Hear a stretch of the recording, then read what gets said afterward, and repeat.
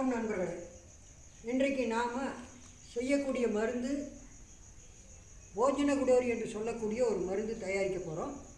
அதுக்கு தேவையான பொருட்கள்: சுத்தி செய்த சுக்கு, அதே மாதிரி சுத்தி செய்த பெருங்காயம், இது ஒரு பங்கு.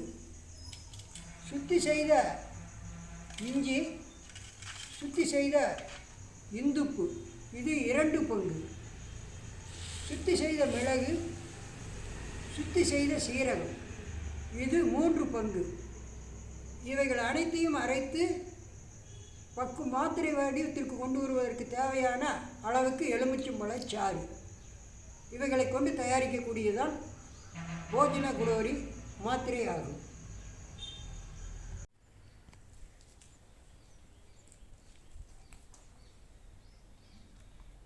அருமை உறவுகளே, மேற்கண்ட சரக்குகளை இடித்து இதுபோல் சூரணமாக செய்து கொண்டு கல்வத்தில் இட்டு இதுபோல் எலுமிச்சம்பழச் சாறு விட்டு இப்பொழுது அரைத்து கொண்டு இருக்கிறோம். இதுதான் போஜன குடோரி மாத்திரை அரைத்து கொண்டிருக்கிறோம். இப்பொழுது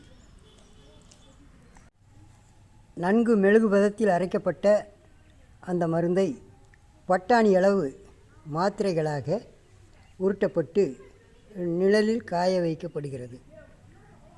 இந்த போஜன குடோரி மாத்திரையை தினசரியும் உணவுக்கு பின்னால் காலை மாலை 2 வேளையும் சாப்பிட்டு வர அற்புதமான ஒரு பலன்களை கொடுக்கும்.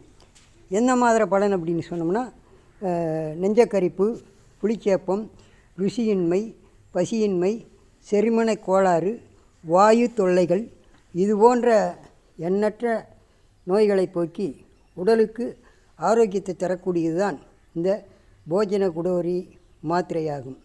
நன்றி, வணக்கம். பழனியிலிருந்து மருத்துவர் செல்வராஜ்.